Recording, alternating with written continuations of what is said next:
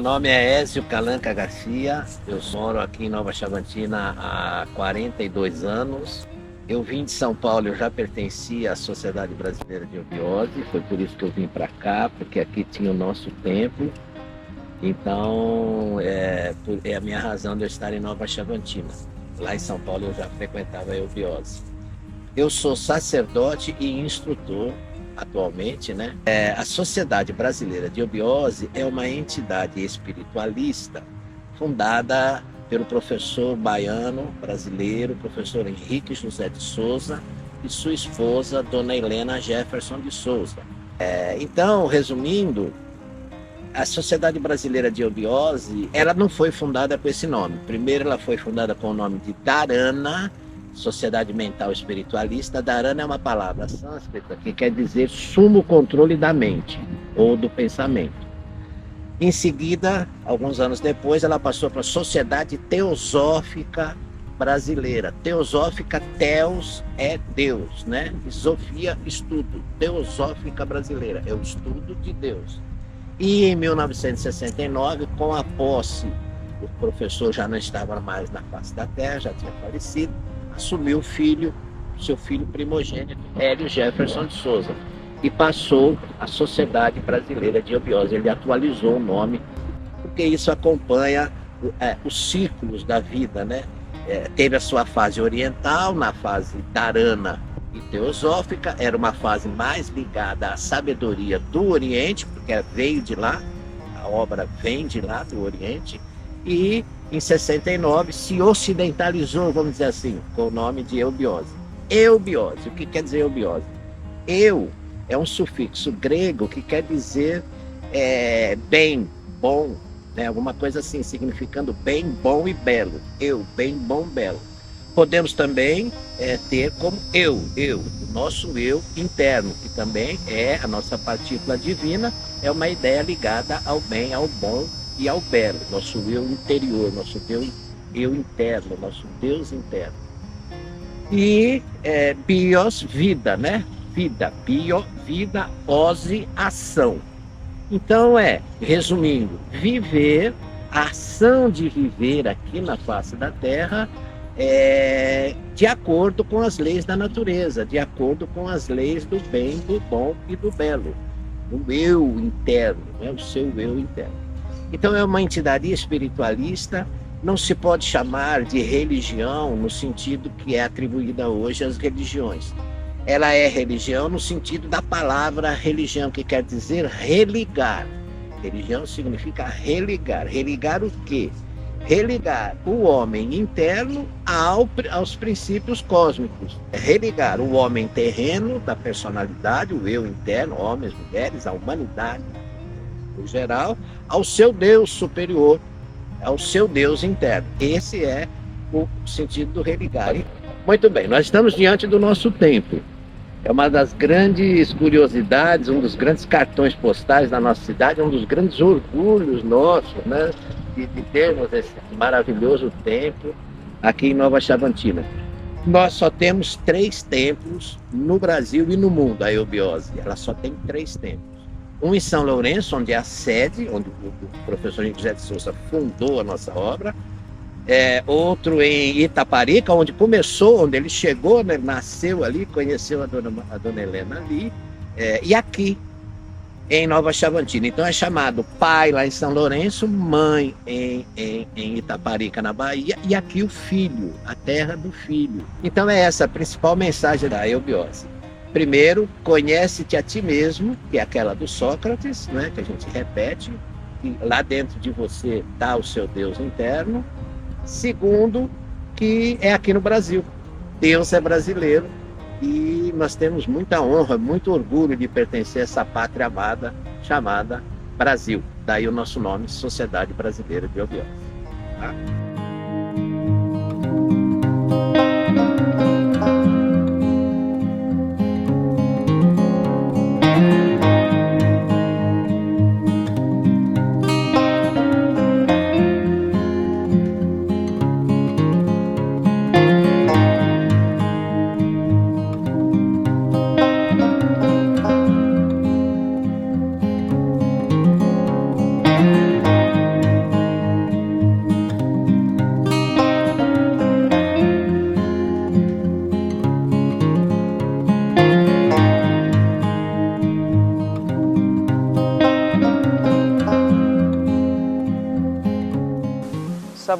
Medrado Ferreira, né, proprietária da Cachoeira Bonísia.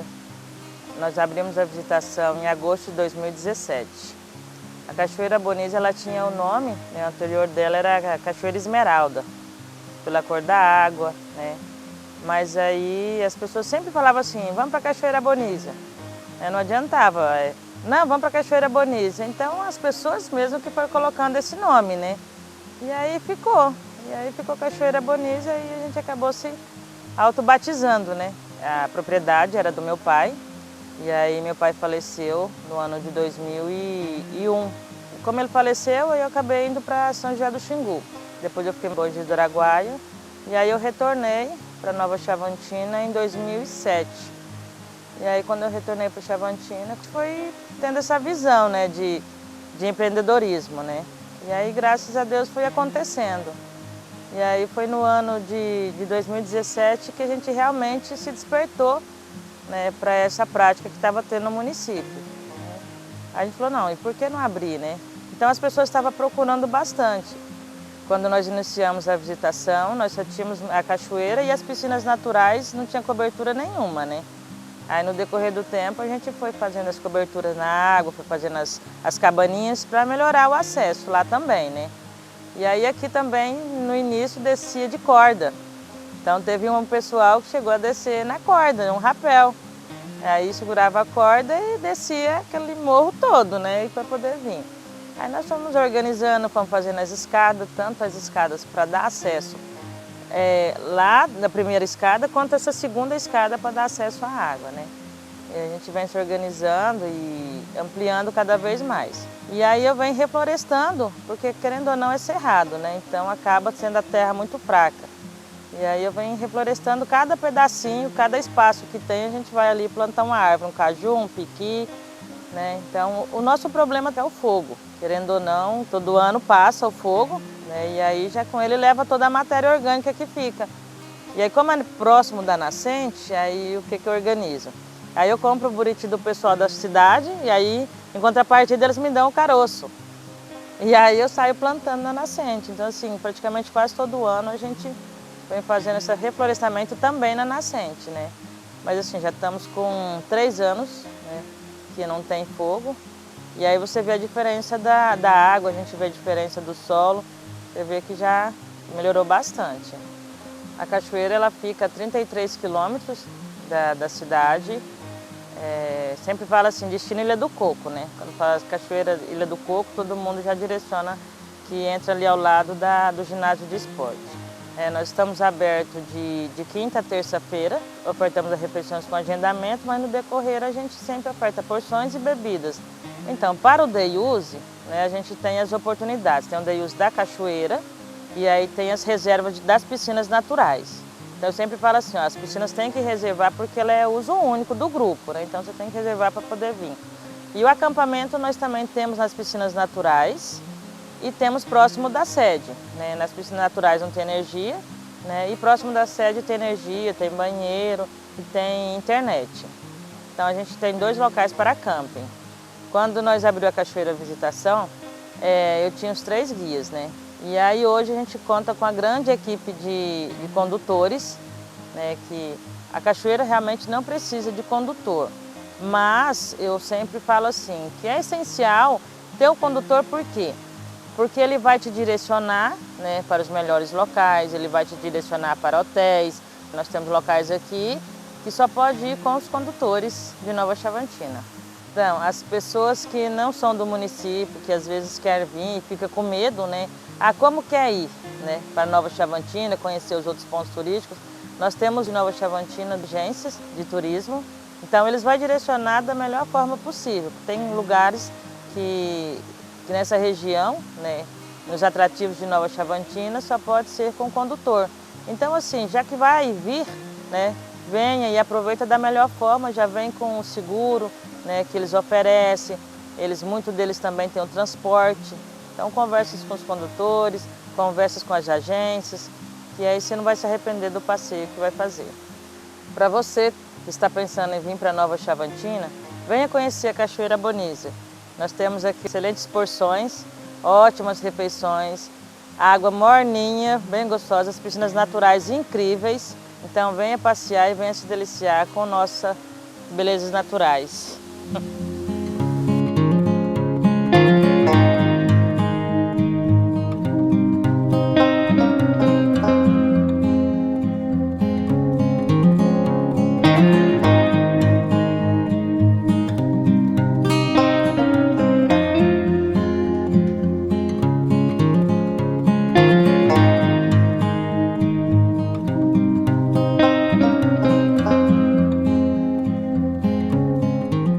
Estamos aqui em frente à casa do saudoso Coronel Flaviano de Matos Vanik, na companhia do seu Dico, Raimundo Pereira dos Santos, para falar um pouco sobre a casa, o que aconteceu aqui nessa casa, sobre um pouco da história do Coronel Vanik também, de sua esposa, Dona Alda Teixeira de Melo Vanik. Eu apresento aqui o meu amigo Edivaldo Barbosa, conhecido como Dizé. Está nos apresentando aqui nesta manhã, fazendo essa reportagem aqui em frente à casa do saudoso Coronel Vanik, o qual morou aqui nessa casa aqui em frente.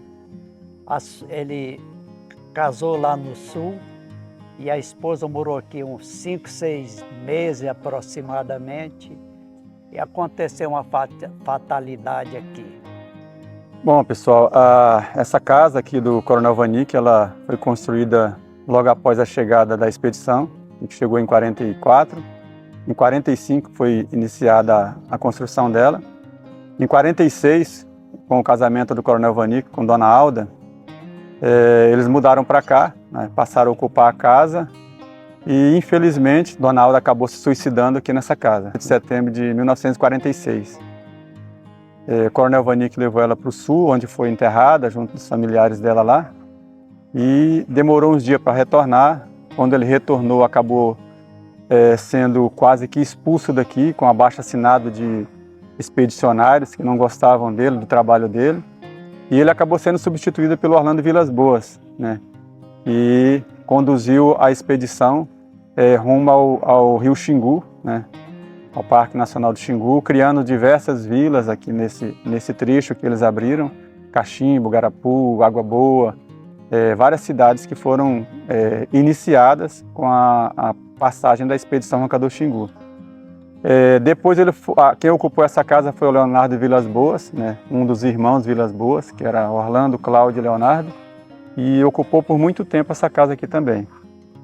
A casa, eu conheço pouca coisa assim da história. Eu sei que depois morou aí o piloto Olavo Siqueira Cavalcante, ele era piloto e ficou como chefe aqui da Fundação Brasil Central um período ali, eu acho, de 3, 4 anos. Daqui ele foi transferido para Brasília.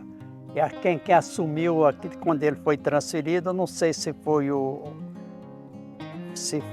Leonardo Vilas Boas, uma dessas pessoas que naquela época eu não estava aqui, eu estava prestando serviço, acho que no posto Garapu, o posto avançado aqui da Fundação Brasil Central.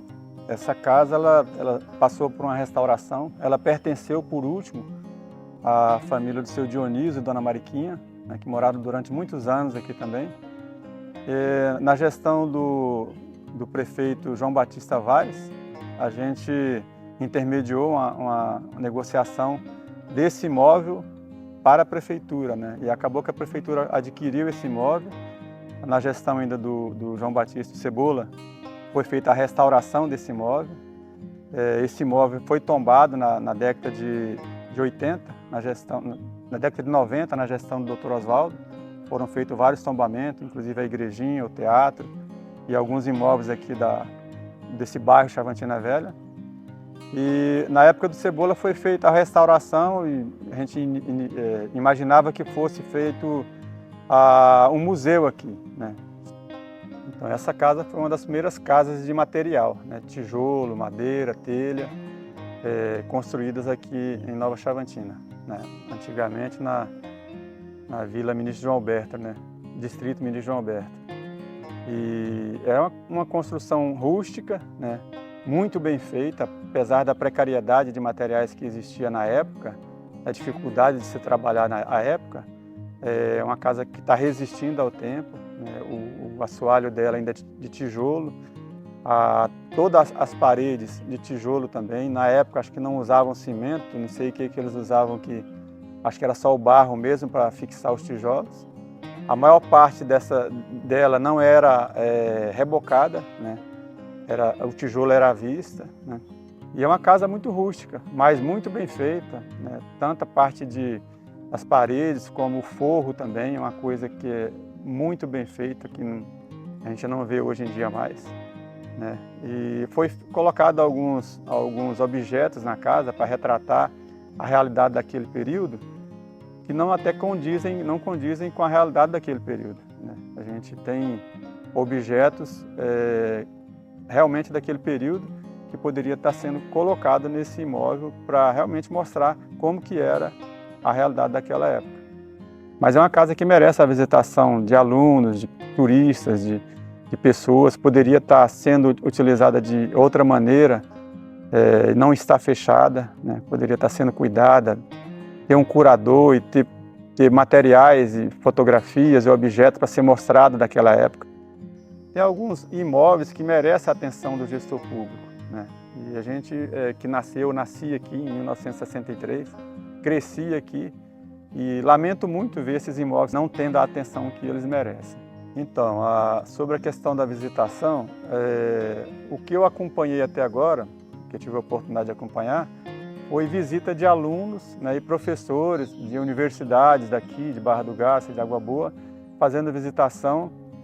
E aí eles entram em contato com a Secretaria de Cultura, a chefe da divisão vem aqui ao local, né, para acompanhar e faz foto, conversa comigo, conversa com outro pioneiro, conversa com o pessoal da secretaria.